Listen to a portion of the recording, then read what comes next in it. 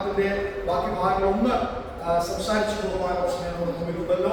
കഴിഞ്ഞ ആഴ്ച നാം ചിന്തിച്ചു നിർത്തിയത് നുകത്തെ ഒടിക്കുന്ന ഒരു ദൈവത്തെ കുറിച്ചാണ്. പുസ്തകത്തിന്റെ 9-ാം അധ്യായത്തിന്റെ പ്രാരംഭമായ ചില ചിന്തകളാണ് നാം ധ്യാനിച്ചത്. അതിനോടുള്ള ബന്ധത്തിൽ പുസ്തകം 26-ാം അധ്യായത്തിന്റെ 13-ാമത്തെ വാക്യത്തിൽ വന്നാണ് നാം നിന്നത്. ഞാൻ നിങ്ങളുടെ നുകക്കൈകളെ ഒടിച്ച് നിങ്ങളെ നിവർന്ന നടക്കുമാറാക്കിയിരിക്കുന്നു. മുഖങ്ങളെ ഒടിക്കുന്ന ഒരു ദൈവം, നിവരുമാറാക്കുന്ന ഒരു ദൈവം ഉണ്ടെന്നാണ് കഴിഞ്ഞ ആഴ്ച നാം കേട്ട് നിർത്തിയത്. അതിനോട് ചേർന്ന ഉപവാസത്തെ കുറിച്ച് നാം ചിന്തിച്ചു അല്ലേ? ഉപവാസത്തിലേക്ക് നാം പ്രവേശിക്കാൻ പോകുന്നതായതുകൊണ്ട് ഉപവാസം എന്താണെന്നൊരു വാക്യം കൂടെ പറഞ്ഞാണ് നാം നിർത്തിയത്. യെശയ്യാപ്രവാചകന്റെ പുസ്തകം 88-ാം അധ്യായത്തിന്റെ 6-ാമത്തെ വാക്യം, അന്യായ ബന്ധനങ്ങളെ അഴിക്കുക, മുഖത്തിന്റെ അണിക്കയറുകളെ അഴിക്കുക, പീഡിതരെ സ്വതന്ത്രമായി വിട്ടയക്കുക, എല്ലാ മുഖത്തെയും തകർക്കുക. ഇതല്ലോ എനിക്ക് ഇഷ്ടമുള്ള ഉപവാസം. എല്ലാ മുഖങ്ങളും ഒടിഞ്ഞ് തകരുന്നതാണ് ഉപവാസം. വിശ്വസിക്കാമോ? നമ്മുടെ കുടുംബങ്ങളുടെ എല്ലാവരുടെയും പ്രാർത്ഥനാ വിഷയങ്ങൾക്ക് ഈ ഉപവാസം ഒരു മറുപടിയായി വെളിപ്പെടുന്നത്. ദൈവസഭയുടെ ശാക്തീകരണത്തിന്റെ പരിശുദ്ധാത്മാവിന്റെ നിറവിന് ഉപവാസം കാരണമായി തീരട്ടെ. അതുകൊണ്ട് എല്ലാ അന്യായ ബന്ധനങ്ങളെയും അഴിക്കാം, എല്ലാ മുഖങ്ങളെയും തകർക്കാം. ഇതാണ് കർത്താവിന് ഇഷ്ടമുള്ള ഉപവാസം എന്നാണ് നാം പറഞ്ഞു നിർത്തിയത്. 9-ാം അധ്യായത്തിന്റെ പ്രാരംഭവാക്യങ്ങൾ നമ്മൾ ചിന്തിക്കുവാനിടയായിരുന്നു. അബ്ദാരി ദേശത്തും സെബൂലാൻ ദേശത്തും വലിയ ഹീനത വന്നെങ്കിലും പിന്നത്തേതിൽ ഇരുട്ടിരിക്കുന്ന ജനം വലിയൊരു വെളിച്ചം കണ്ടു എന്നൊരു ഭാഗമാണ് നാം ചിന്തിച്ചു തുടങ്ങിയത് അല്ലേ? അതിന്റെ 4-ാമത്തെ വാക്യത്തെ കുറിച്ച് നാം ചിന്തിച്ചായിരുന്നല്ലേ? മിദ്യാന്റെ നാളിനെ പോലെ നീ ആ സാഹചര്യങ്ങളെ ഒടിച്ചു കളഞ്ഞിരിക്കുന്നു എന്ന് അവിടെ നാം ചിന്തിക്കുവാനിടയായിരുന്നു. മിദ്യാന്റെ നാളിനെ പോലെ ഒരു വിടുതലിന്റെ കരം, ഒരു അത്ഭുത കരം ദൈവം വ്യാപരിപ്പിക്കാൻ പോകുന്നു എന്ന് ചിന്തിച്ചാണ് നാം നിർത്തിയത്. അടുത്ത വാക്യമാണ് 6-ാമത്തെ വാക്യം, നമുക്ക് ഒരു ശിശു ജനിച്ചിരിക്കുന്നു, നമുക്കൊരു മകൻ നൽകപ്പെട്ടിരിക്കുന്നു, ആധിപത്യം അവന്റെ തോളിലിരിക്കും, അവൻ അത്ഭുതമന്ത്രി, വീരനാം ദൈവം, നിത്യപിതാവ്, സമാധാനപ്രഭു. ഹല്ലേലൂയ. അബ്ദാരി ദേശമേ, സെബൂലാൻ ദേശമേ, ഇരുട്ടിലിരുന്ന വലിയ ജനമേ, നിങ്ങളുടെ കഷ്ടത മാറാൻ പോകുന്നു. കഷ്ടതയെ കുറിച്ച് നമ്മൾ ചിന്തിച്ചായിരുന്നത്, ഒരിക്കലും തിരികെ വരുവാൻ കഴിയാത്ത രീതിയിൽ ഒരു പ്രതിസന്ധിയിൽ കൂടെ കടന്നുപോയ, ഇരുട്ടിൽ കൂടെ കടന്നുപോയ ദൈവജനത്തെ നോക്കി പരിശുദ്ധാത്മാവിനെ യെശയ്യാവ് ഉപയോഗിക്കുകയാണ്. നമുക്കൊരു മകൻ ജനിക്കുവാൻ പോകുന്നു. ഹല്ലേലൂയ. നമുക്ക് ഒരു ശിശു ജനിച്ചിരിക്കുന്നു, നമുക്കൊരു മകൻ നൽകപ്പെട്ടിരിക്കുന്നു. അവന്റെ പ്രത്യേകത എന്താണ്? അവൻ അത്ഭുതമന്ത്രി. അവൻ അത്ഭുതമന്ത്രിയാണ്, അത്ഭുതങ്ങളുടെ ഒരു ദൈവമാണ്. ഉപവാസപ്രാർത്ഥനയിൽ വിശ്വസിക്കാമോ? വരുന്ന 6 ദിവസങ്ങൾ കൊണ്ട് ചില അത്ഭുതങ്ങൾ എന്റെ ജീവിതത്തിൽ നടക്കുമെന്ന്. അത്ഭുതങ്ങളുടെ ദൈവത്തെയാണ് ഞാൻ സേവിക്കുന്നതെന്ന്. സാഹചര്യങ്ങൾ എത്ര വിരോധമായാലും എനിക്ക് വേണ്ടി അത്ഭുതത്തെ ചെയ്യാൻ കഴിയുന്ന ഒരു ദൈവത്തിൽ, അത്ഭുതങ്ങളുടെ ദൈവത്തിലാണ് ഞാൻ വിശ്വസിക്കുന്നത്. അവൻ അത്ഭുത മന്ത്രിയാണ്, വീരനായിരിക്കുന്ന ദൈവം, നിത്യപിതാവ്, സമാധാന പ്രഭു. യേശുക്രിസ്തുവിനോട് ജീവിച്ചത് 33 വർഷങ്ങളാണ് അല്ലേ? 33 വർഷങ്ങളിൽ യേശുക്രിസ്തു മരിച്ച് അടക്കപ്പെട്ട് ഉയർത്തെഴുന്നേറ്റ് പിതാവിന്റെ സിംഹാസനത്തിൽ, പിതാവിന്റെ വലതുഭാഗത്ത് ദൈവജനത്തിന് വേണ്ടി പക്ഷപാതം ചെയ്തുകൊണ്ടിരിക്കുന്നു എന്ന് നമുക്ക് കാണാൻ കഴിയുന്നുണ്ട്. എന്നാൽ യോഹന്നാൻ പത്മോസിന്റെ ദ്വീപിൽ കർത്താവിനെ കുറിച്ച് ഒരു വെളിപ്പാട് കാണുന്നുണ്ട്. അവൻ കണ്ട കർത്താവ് മുൾക്കിരീടം തലയിലണിഞ്ഞ കർത്താവായിരുന്നില്ല. ശരീരം മുഴുവൻ ഉടവുചാൽ പോലെ ഉടയ്ക്കപ്പെട്ട ഒരു കർത്താവിനെയല്ല, തകർക്കപ്പെട്ട ഒരു കർത്താവിനെയല്ല യോഹന്നാൻ പത്മോസിന്റെ ദ്വീപിൽ കണ്ടത്. അവന്റെ മുടി ഹിമം പോലെ വെളുത്തതായിരുന്നു. അവന്റെ കണ്ണുകൾ കണ്ണുകൾ, അവന്റെ കാലുകൾ വെള്ളോട്ടിന് സദൃശ്യമായ ഉലയിൽ ചുറ്റും പഴുപ്പിച്ച വെള്ളോട്ടിന് സദൃശ്യമായ കാലോട് കൂടിയവൻ, പെരുവെള്ളത്തിന്റെ ഇരച്ചിൽ പോലെ ശബ്ദമുള്ളവൻ. യഹൂദന്മാർ ക്രൂശിച്ച ഒരു കർത്താവിനെ അല്ല യോഹന്നാൻ പത്മോസിൽ കണ്ടത്. രാജാവായിരിക്കുന്ന കർത്താവ്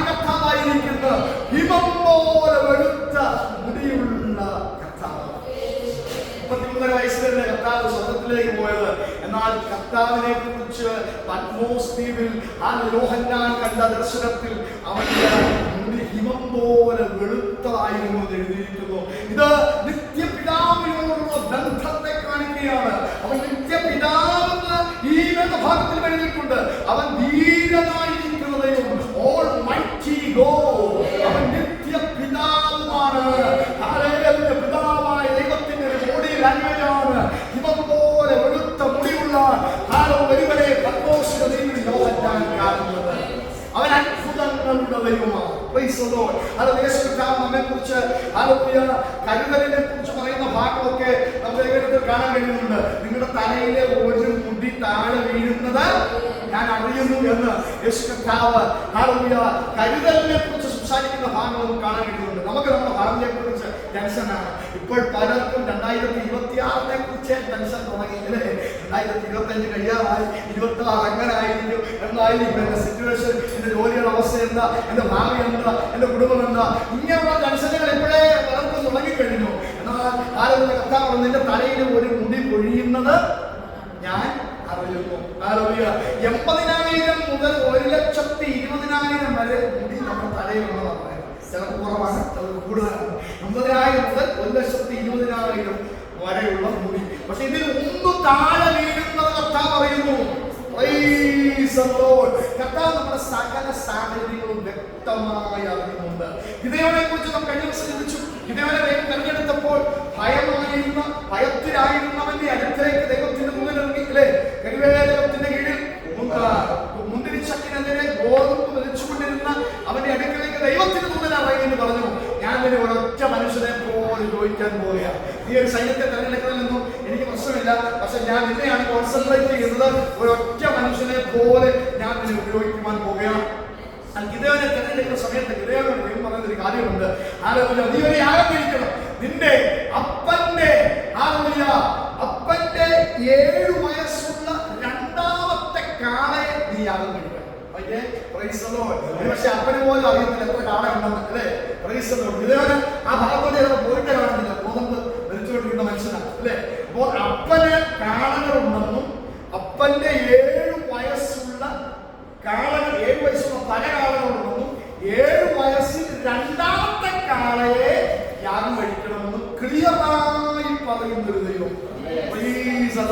അങ്ങനെ നമ്മുടെ ജീവിതത്തെ കുറിച്ചുള്ള കാര്യങ്ങൾ ദൈവത്തിന് അറിയത്തില്ലേ? ഭാവിയെ കുറിച്ചുള്ള കാര്യങ്ങൾ ദൈവത്തിന് അറിയത്തില്ലേ? കർത്താവിന്റെ കണ്ണിൽ നിന്ന് ഒന്നും മറവായിരിക്കുന്നില്ല. നമ്മെ ഉള്ളതുപോലെ അറിയുന്ന ഒരു ദൈവമുണ്ട്. നമുക്ക് വേണ്ടി പ്രവർത്തിക്കുന്ന ഒരു ദൈവമുണ്ട്. ഇതേപോലെ ഭവനത്തിലുള്ള കാളയുള്ള വയസ്സറിയാവുന്ന ഒരു ദൈവം. അതിന് എത്രാമത്തെ കാളയാണ് യാഗം കഴിക്കണമെന്ന് പറയുന്ന ഒരു ദൈവം. നമുക്ക് വേണ്ടി അത്ഭുതം ചെയ്യാതിരിക്കുമോ?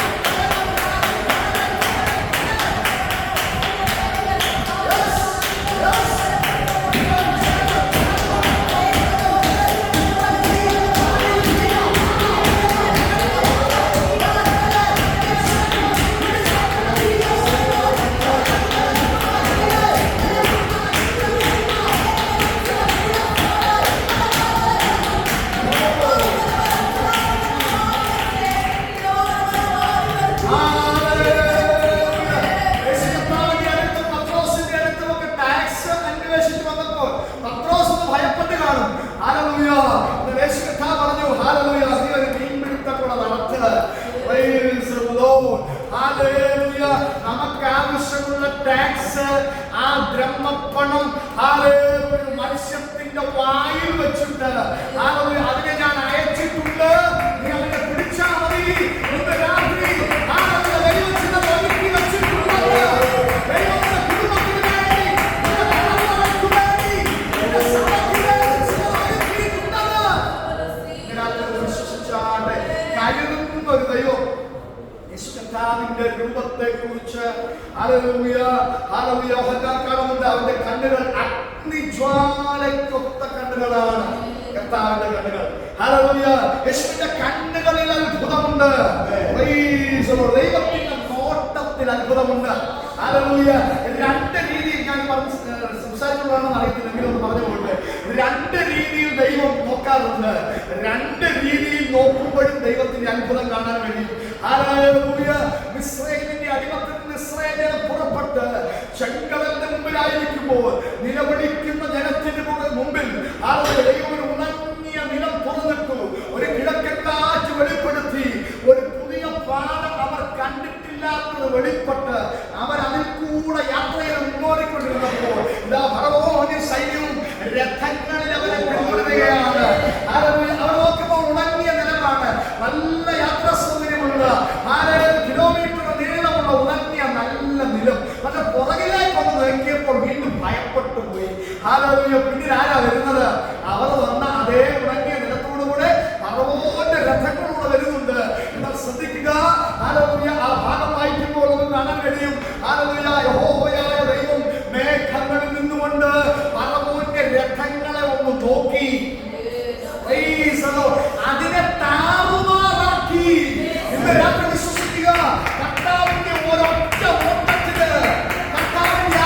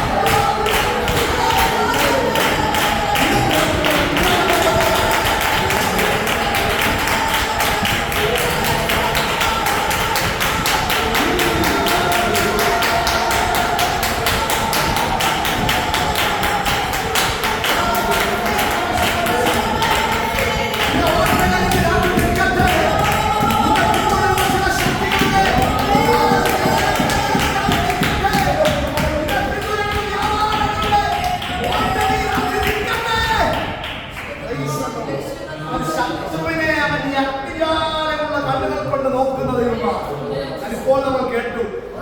ഗിദെയോനെ ദൈവം ഒന്ന് നോക്കി. ഗിദെയോനെ നോക്കിയപ്പോൾ ദൈവം തകർന്നു പോവുകയല്ല ചെയ്തത്. ഗിദെയോന്റെ അകത്തേക്ക് ഒരു ബലം വ്യാപരിച്ചു.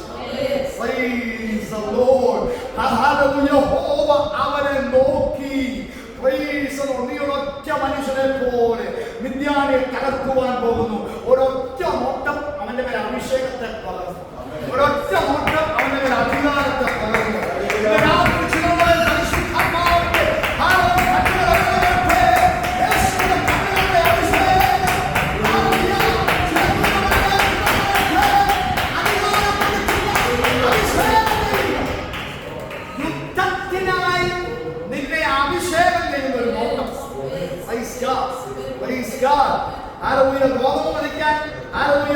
നിന്നെ അഭിഷേകം ചെയ്തതല്ല. നിന്റെ കുടുംബത്തിന്റെ ചില നന്മകൾക്ക് വേണ്ടി നിന്നെ അഭിഷേകം ചെയ്തതല്ല. പട്ടണത്തിന്റെ വിടുതലിന് വേണ്ടി, മിദ്യാന്റെ ശക്തിയെ തകർക്കാൻ വേണ്ടി, ചിലതിനെ ഉന്മൂലനം ചെയ്യാൻ വേണ്ടി, പാളയത്തിലേക്ക് നിന്നെ ഇറക്കി വിടാൻ വേണ്ടി, ഒരു ഇറക്കപ്പം പോലെ ചിലതിനെ വീഴിപ്പാൻ.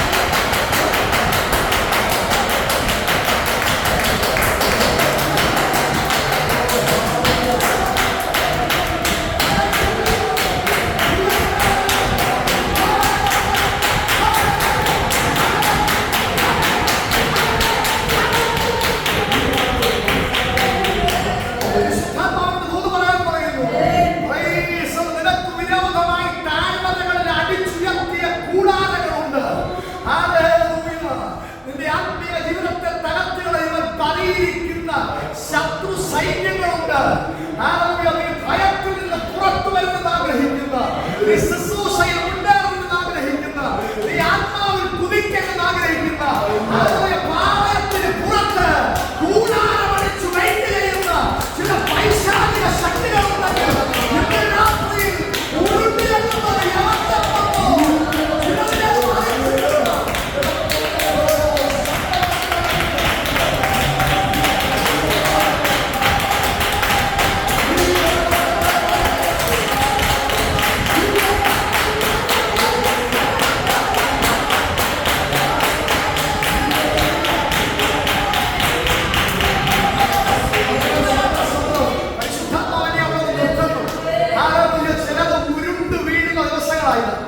കെട്ടിപ്പൊക്കിയ പൈശാചിക മണ്ഡലങ്ങൾ, കെട്ടിപ്പൊക്കിയ കൂടാരങ്ങൾ, ശത്രുവിന്റെ പാളയങ്ങൾ, ഇടയോന്റെ വാളുകൊണ്ട്, ഇടയോന്റെ വാൾ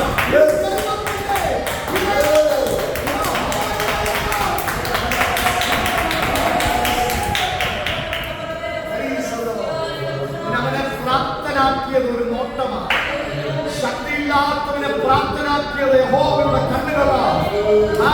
പാളയത്തിലേക്ക് ഇറങ്ങിച്ചെല്ലാൻ ധൈര്യം പകർന്നത് യഹോവയുടെ കണ്ണുകളാണ്. ഇത് രാത്രി വിശ്വസിക്കാൻ കഴിയുമോ? ആ നിലവാരത്തിൽ അവൻ നമ്മളെ നോക്കുന്നതുണ്ട്. ഒരു വാക്യം കൂടെ വായിച്ചാൽ പ്രാർത്ഥിക്കാൻ പോകാനുള്ള സമയമുള്ളൂ. ഒരുപാട് പുസ്തകത്തിലേക്ക് വരുമ്പോൾ ഒരുപാട് പുസ്തകം 14-ാം അധ്യായത്തിന്റെ 21-ാമത്തെ വാക്യത്തിൽ ചെങ്കടൽ എങ്ങനെ വിഭാഗിക്കപ്പെട്ടത് എഴുതുന്നത് വായിച്ചേ.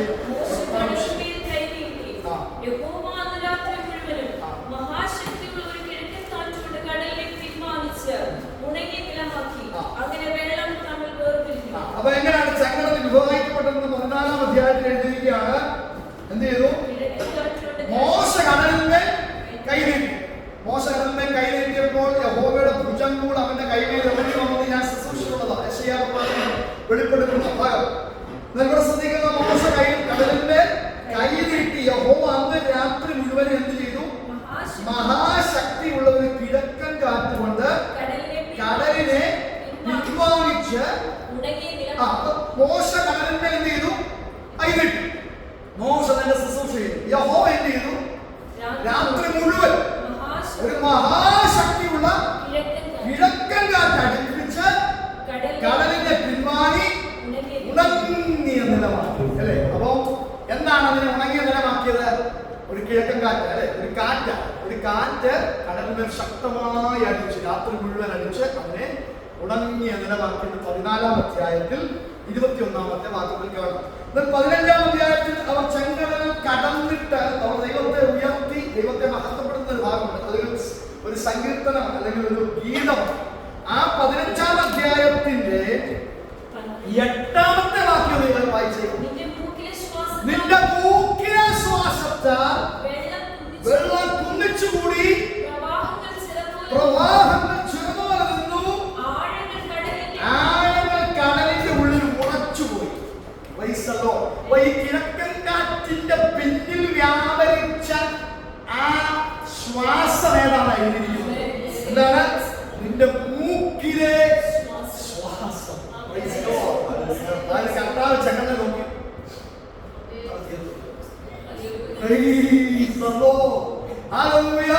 നിന്റെ മൂക്കിലെ ശ്വാസത്താൽ വെള്ളം കുന്നിച്ചുകൂടി. അവന്റെ മൂക്കിലെ ശ്വാസം, അവനൂതിയ ശ്വാസം ഒരു കിഴക്കൻ കാറ്റായി വ്യാപരിച്ച് നിലത്തെ വെളിപ്പെടുത്തിയെന്ന്. ഇന്ന് രാത്രി വിശ്വസിക്കാമോ? നീ വലിയ പ്രതിസന്ധിയായിട്ട് കാണുന്ന, വലിയ ഭാരമായിട്ട് കാണുന്ന വിഷയമുണ്ടല്ലോ, അതെന്താണ് നിന്റെ മനസ്സിലേക്ക് ഇപ്പൊ ഇന്ന് രാത്രി കൊണ്ടുവന്നു? ആലോചന കർത്താവിന് ഇത്ര ഉള്ളത്. അവന്റെ മൂക്കിലെ ശ്വാസം കൊണ്ട് പ്രവാഹങ്ങളെ കുടിച്ചു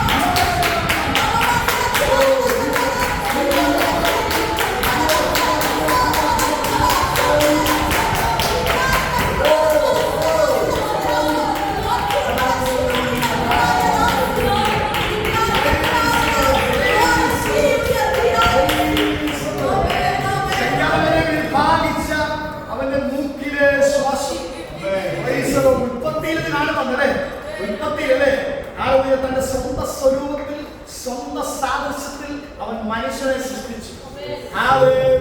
അവനിലേക്ക് തന്റെ ശ്വാസം അവൻ ജീവനുള്ള ദേഹിയായി തീർന്നു. അവന്റെ ശിഷ്യന്മാരിലേക്ക് അടഞ്ഞ മുറിയിൽ വന്നിട്ട് അവൻ തന്റെ ശ്വാസം കുതിയിട്ട് പറഞ്ഞു, പരിശുദ്ധാത്മാവിനെ കൈക്കൊള്ളുവീൻ.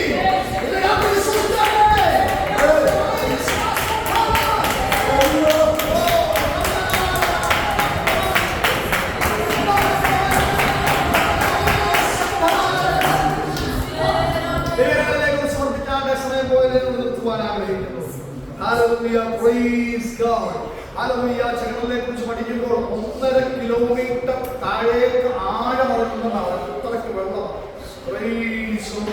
കാറ്റടിച്ചത് സാധാരണ 75-50 മൈൽ കാറ്റടിക്കുമ്പോൾ നമുക്ക് ഈ സമുദ്രത്തിലൊന്നും ആൾക്കാർ പോകരുത്. 250 മൈൽ സ്പീഡിൽ കാറ്റടിക്കുമ്പോഴാണ് സുനാമി ഉണ്ടാകുന്നത്. അങ്ങനെയെങ്കിൽ ഈ 1.5 കിലോമീറ്റർ ആഴമുള്ള ഈ ചെങ്കടലിനെ രണ്ടായി വിഭജിച്ച് അതിന്റെ നടുവിൽ ഉണങ്ങിയ നിലം വെളിപ്പെടുത്തണമെങ്കിൽ ദൈവമയച്ച കാറ്റിന്റെ ശക്തി എത്ര വലുതായിരുന്നു.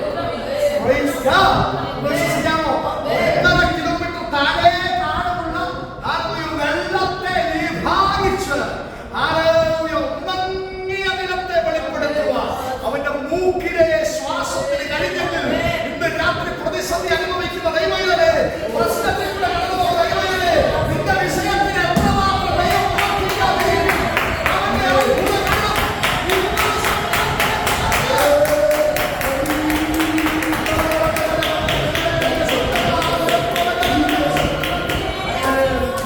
വളരെ പ്രതീക്ഷയോടെ വരുന്ന ദിവസം നമുക്കായിരുന്നു. വെറുതെ വെറ്റി കൂടി കടന്നു പോകുന്നതായി തീരാതെ ചിലത് ഈ ദിവസങ്ങളിൽ സംഭവിക്കും. അക്ഷരികമായ ചിലത് സംഭവിക്കും. നമ്മുടെ കണ്ണിന് മുമ്പിൽ നമുക്കത് കാണാൻ കഴിയും. നിങ്ങൾ കാറ്റ് കാണത്തില്ല, മഴക്കാലത്തില്ല, പക്ഷെ ഈ കാലങ്ങളെല്ലാം വെള്ളം കൊണ്ട് നിറയുന്നു. പ്രവാചകൻ അവരോട് പ്രവചിച്ചു നടന്നതുപോലെ വഴികളെല്ലാം വളരെയിരിക്കുന്നു.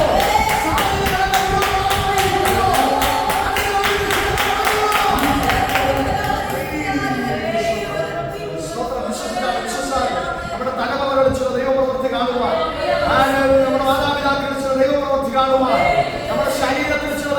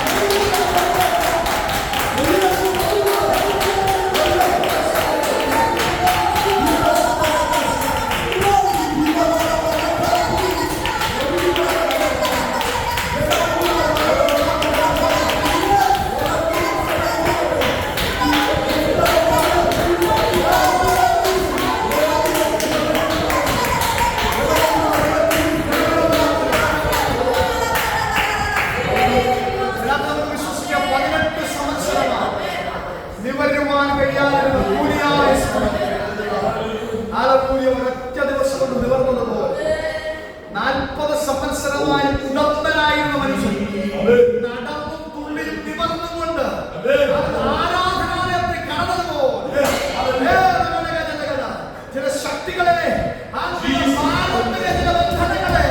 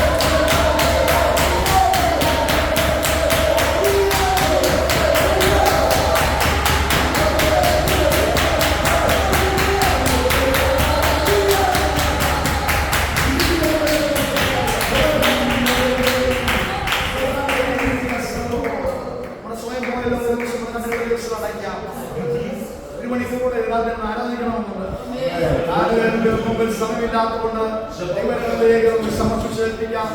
വളരെ പ്രതീക്ഷയോടെ നമുക്കായിരിക്കാം. ചില അത്ഭുത വിടുതലുകൾ വിശ്വസിച്ചാണ്.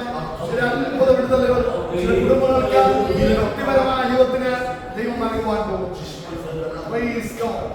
അത് ചില പുതിയ അനുഭവങ്ങൾ ചിലരിലേക്ക് പരിശുദ്ധാത്മാവ് നൽകുവാൻ പോകും. പരിശുദ്ധാത്മാവ് എന്ന് പറയുന്നു ഗിഫ്റ്റുകൾ പോലെ